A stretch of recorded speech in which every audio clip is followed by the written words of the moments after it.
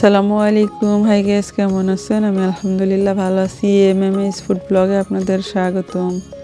প্রিয় গাইস, দেখতে পাচ্ছেন খুব সকালের ওয়েদার। এখন সকাল 6টা বাজে।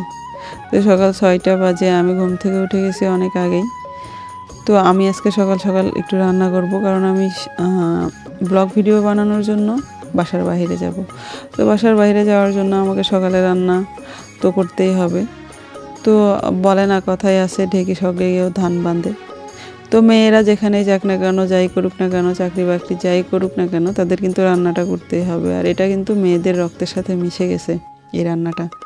তো সকাল ঘুম থেকে উঠে বাস কাজকাম শেষ করে নিতে হবে সকালের। তো তার সাথে বিশেষ কাজ হচ্ছে রান্না করা। তো রান্নাটা তো শেষ করতেই হবে। তো রান্না করার জন্য আমি রাতে রেডি করে রেখেছি। এখানে রান্না করব আজকে ভুনো খিচুড়ি রান্না করার জন্য আমি রাতেই রসুন আর পেঁয়াজ কেটে রেখেছি, সিলে রেখেছি। তো এটা এখন নিয়ে যাব রান্নাঘরে। তো দেখতে পাচ্ছেন সকাল ঠান্ডা দিন। তো চারিদিকে বেশ হালকা কুয়াশা, গাছের উপর দিয়ে কুয়াশা আসতেছে। তো সকাল যেহেতু বেরোবো, সেহেতু সকাল রান্নাটা শেষ করতে হবে। তো তাই আর ভারী কিছু না রান্না করে ভাবলাম যে ভুনা খিচুড়ি রান্না করি। তো এদিকে রান্নাঘরে চলে আসলাম। আমার রান্নাঘরে তো দফারফা অবস্থা, দেখতে পাচ্ছেন আমার গরিবি রান্নাঘর। তো এখন ফ্রিজ থেকে কাঁচামরিচগুলো বের করে নিচ্ছি। ওরে বাবা, কি ঠান্ডা শীত! তো আমি এখন কাঁচামরিচ আর পেঁয়াজ এগুলো কেটে নেব। এখানে নিয়ে নিছি মাসকলাইয়ের ডাল আর চাল। তো ভুনা খিচুড়ি রান্না করতে হলে তো চাল ডাল এগুলা একসাথে মিক্স করে আপনার ভুনা খিচুড়িটা রান্না করা লাগে। অনেকে আছে যে ডাল দিয়ে ভুনা খিচুড়ি খায় না। তো এখানে আমি চাল আর ডাল একসাথে মিশিয়ে ধুয়ে নিছি। তো এখন এটাকে, যেহেতু আমি রাইস কুকারে ভুনা খিচুড়িটা রান্না করব, আর ঝটপট রান্না করার একটাই উপায়, সেটা হচ্ছে রাইস কুকার।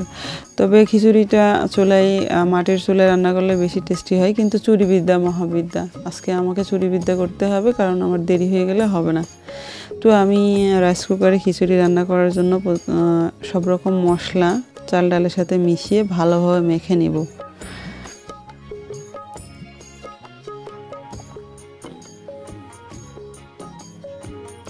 এইভাবে কিন্তু ভুনা খিচুড়িটা রান্না করলে খুব যে স্বাদ খারাপ হয় তা কিন্তু না। কিন্তু আমরা অনেকেই মনে করি যে চালটাকে ভালোভাবে ভেজে না নিলে খিচুড়ির স্বাদটা খুব ভালো আসবে না। হ্যাঁ, সেটা ঠিক আছে, ওটার একটা অন্যরকম টেস্ট।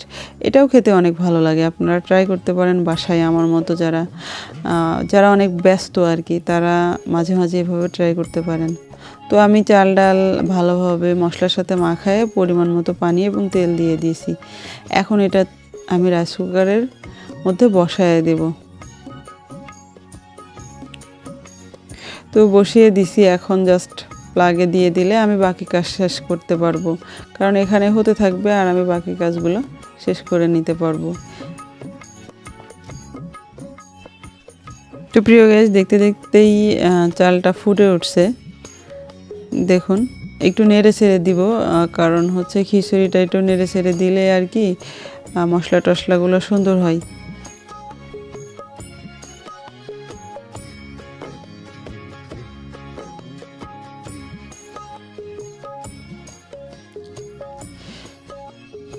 তো একটু আমি ঢাকনাটা আলাদা করে দিচ্ছি, যেন তেলটা ঢাকনার সাথে না যায়। তো দেখবেন যখন একটু ঘন হয়ে আসছে, ভুনা খিচুড়ি মানে মুরগির মাংস ছাড়া কিন্তু ভুনা খিচুড়ি মানে টেস্টি হবে না। তো আমি আগের থেকেই ভুনা খিচুড়ি রান্না করব, এই জন্য গতকালকে মুরগির মাংস রান্না করে রেখেছি, এখানে ফ্রিজে রেখেছিলাম। তো ফ্রিজে রাখার কারণে মাংসটা কিন্তু জমে গেছে। তো যাই হোক, সমস্যা নেই, এটা খিচুড়ির মধ্যে দিয়ে দিলে ঠিক হয়ে যাবে। তো এটা এখন আমি দিয়ে দেব। এটা বেশ জমে গেছে, তো এটা আমি চামচ দিয়ে ছাড়াই দেব।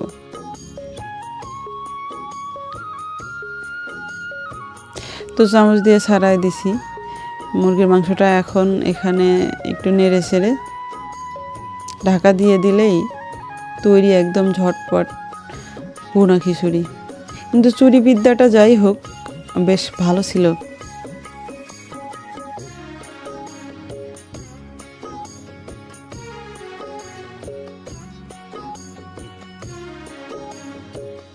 তো একটু ভালোভাবে নেড়ে চেড়ে দেবেন যাতে মাংসটা মানে সব জায়গায় আর কি মেশে পুরো খিচুড়ির সাথে।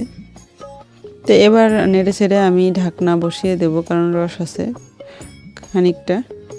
তো একটু হালকা করে ইয়ে করে দেব, আলোক করে দিব যাতে করে আবার ওই তেলটা গায়ে না আসে। এবার আরেকটু ঝোল কমে আসছে, মানে আপনার রসটা কমে আসছে, একদম ভুনা ভুনা হয়ে আসছে। দেখেন খিচুড়িটা কিন্তু একদম ভুনা ভুনা হয়ে আসছে। তো প্রিয় গাইস, আপনাদের কাছে কেমন লাগলো আমার এই চুরিবিদ্যা সবাই কমেন্ট করে জানাবেন। আর কে কে এমন করে বাসায় করেন অবশ্যই বলবেন। আসলে অনেক সময় আমরা অনেক ব্যস্ত থাকি, যার কারণে আমরা অনেকেই অনেকভাবে রান্না করতে পারি না, বা লাকড়ির চুলাগুলো জ্বালাইতে অনেক সময় অসুবিধা হয়, বা সময় সাপেক্ষে বিশেষ করে। তো অনেক সময় আমরা কিন্তু অনেক খাবার লাকড়ির চুলায় করে খেতে পারি না। তার মানে এই না যে আমরা ইলেকট্রিক্যাল কোনো যন্ত্রে যদি কোনো খাবার করে খাই সেটা কিন্তু মানে স্বাদে গন্ধে এটা খারাপ হবে, কিন্তু তা না। বিষয়টা হচ্ছে রান্না করতে পারলে সব জায়গায় স্বাদ। আমার মা চাচিরা সবসময় বলে যে লাকড়ির চুলার রান্নার স্বাদই আলাদা। কথাটা ঠিকই, লাকড়ির চুলার কিন্তু রান্নার স্বাদই অন্যরকম। কারণ মা কাকিরা কখনো এরকম প্রযুক্তি পায় নাই, তারা বরাবর লাকড়ির চুলায় রান্না করে আসছে। তো আমরাও চেষ্টা করি যে লাকড়ি চুলায় রান্নাটা বেশিরভাগ করতে। তো এটা শুধু অনেক সময় সময় সাপেক্ষে আমরা করে থাকি, যে সময়ের অভাব বা প্রযুক্তি এখন সবার ঘরে ঘরে, তাই এটা করতেছি। তো রান্না রেডি। এখন আমি যেহেতু বেরোবো, আমাকে লাঞ্চ নিয়ে যেতে হবে, কারণ আমি দুপুরে বাসায় খেতে পারবো না। তো রান্না রেডি, এখন আমি এগুলোকে প্যাকিং করে নিব। আমার দুপুরের খাবার আজ এই ভুনা খিচুড়ি। তো প্রিয় গাইস, কার কার কাছে কেমন লাগলো কমেন্ট করে জানাবেন। আর আবারও বলতেছি, আপনারা কিন্তু বাসায় ট্রাই করতে পারেন। আর প্রিয় গাইস, আমার প্রত্যেকটা ভিডিওর আপডেট পেতে অবশ্যই আমার চ্যানেলটিকে সাবস্ক্রাইব করে নেবেন, আপনাদের পাশে থাকা বেল আইকনটি বাজিয়ে। সবাই ভালো থাকবেন, সুস্থ থাকবেন, সুন্দর থাকবেন, দোয়া করবেন আমার জন্য। সবাইকে আল্লাহ হাফেজ।